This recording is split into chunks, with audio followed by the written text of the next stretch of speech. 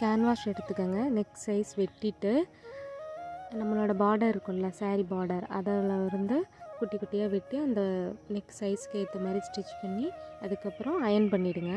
Iron பண்ணிவிட்டு நமக்கு சேஃப்க்கு ஏற்ற மாதிரி வெட்டிட்டு நம்ம கட் பண்ணி வச்சுருக்க அந்த நெக் ஷேப்பை வந்து ப்ளவுஸ் வித் லைனிங்ஸை அட்டாச் பண்ணியிருக்கோம் இல்லையா, அதோட பேக் சைடு வச்சு ஸ்டிச் பண்ணிடணும். அதாவது நெக்கோட ஃப்ரண்ட் சைஸ் வந்து பேக்கில் இருக்கணும், சரிங்களா? அப்படியே அந்த லைனிங்கோட பின் சைடு வச்சு அட்டாச் பண்ணிவிட்டு ஃபுல்லாக அந்த நெக் ஃபுல்லாகவே ஓட்டி விட்டுட்டணும். பார்த்துட்டே இருங்க, எப்படி தைக்கிறனோ அதே மாதிரி தான் தைக்கணும். ஃபுல்லாகவே ஓட்டி விட்டுட்டு அதுக்கப்புறம் உள்ளே இருக்கிற நெக் ஷேப் அதை வந்து கட் பண்ணி நம்ம விட்டுறணும். கட் பண்ணி விட்டுட்டு சின்ன சின்னதாக ஒரு லைட்டாக வெட்டி விட்டுட்டு அப்படியே திருப்பினீங்கன்னா நெக்கு அந்த ஃப்ரண்ட் சைடு வந்துடும், சரிங்களா? அப்படியே அதனையும் வச்சு ஒரு ஓட்டு மட்டும் ஓட்டிட்டு பார்த்துட்டே இருங்க. எப்படி நான் தைக்கிறேனோ அதே மாதிரி தைச்சிங்கன்னா அந்த ஷேப் வந்து உங்களுக்கு சரியாக வரும். அந்த நம்ம முன்னாடி அடிக்கிறது வந்து தான் பார்க்கணும். அதில் எப்படி அடிக்கிறோமோ அதே மாதிரி நம்ம ஸ்டிச் போட்டால் மட்டும்தான் இந்த மாதிரி திருப்பும்போது அந்த ஷேப் மாறாமல் எங்கிட்டுமே அங்கிட்டு போகாமல் கரெக்டாக நமக்கு அந்த ஷேப் வரும். இப்போ நீங்கள் பார்த்துட்டு இருந்தீங்கன்னா உங்களுக்கு தெரியும். இப்போ பாருங்கள், நான் தைச்சிட்டு ஃபுல்லாக உங்களுக்கு காட்டுறேன். நீட்டாக இருக்கும். அதை முடிச்சுட்டு இதே மாதிரி ப்ளவுஸில் ஃபுல்லாக நீங்கள் அட்டாச் பண்ணி முடிச்சிட்டிங்கன்னா அந்த பிசுறு தெரியுது, அதெல்லாம் நீங்கள் ஒன்றும் இது பண்ண தேவையில்லை. நம்ம திருப்பி தான் டிசைன் அது மேலே நம்ம வைக்க போகிறோம். வச்சுட்டு லேஸ் வைக்கும்போது அது வந்து ஃபினிஷிங் வந்து நீட்டாக இருக்கும்.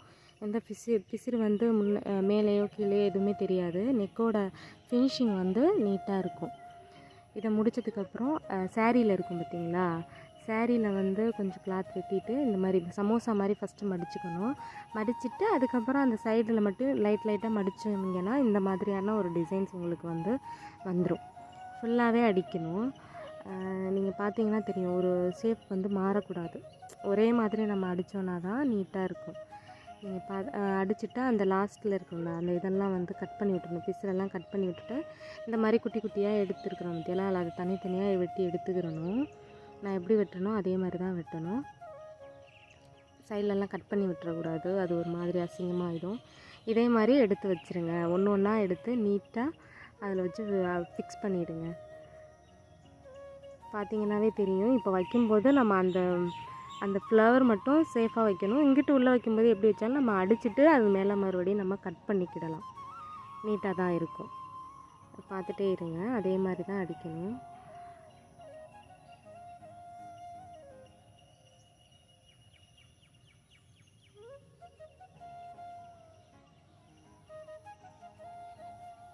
நான் வந்து மிஷின்லேயே வந்து கேமரா ஃபிக்ஸ் பண்ணி எடுக்கிறதுனால அது ஸ்டிச் பண்ணும்போது கொஞ்சம் ஷேக் ஆகிற மாதிரி இருக்குது.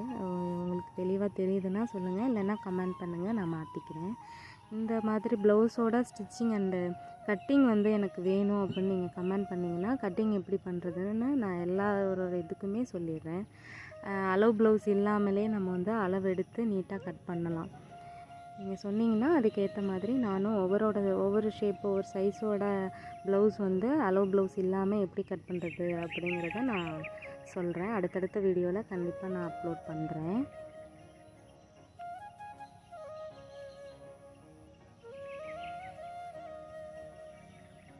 ஷேப் மட்டும் மாறக்கூடாது. அது மாறாமல் நம்ம அடிச்சிட்டோம் அப்படின்னா ஃபினிஷிங் பார்க்குறப்போ அழகாக இருக்கும் ப்ளவுஸ்.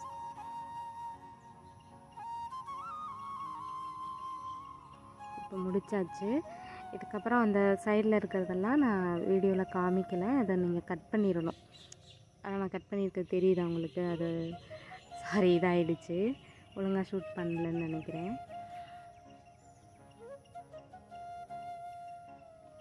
இப்போ லேஸ் வச்சு அதோட கான்ட்ராஸ்ட்டாக கஸ்டமர் வந்து இந்த கலர் லேஸ் தான் எனக்கு வேணும் அப்படின்னு சொல்லியிருந்தாங்க. அதனால் அவங்களோட விருப்பப்படி தான் இந்த லேஸ் வைக்கிறோம்.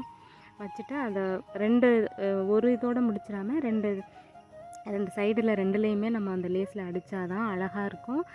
அந்த நம்ம வச்சுருக்க அந்த பிசுறு எதுவுமே வெளியில் தெரியாமல் நீட்டாகவும் நமக்கு வந்து ப்ளவுஸோட ஃபினிஷிங் வந்து கிடைக்கும். இந்த ப்ளவுஸோட ஸ்லீவ் வந்து நான் வீடியோ பண்ணியிருக்கேன்.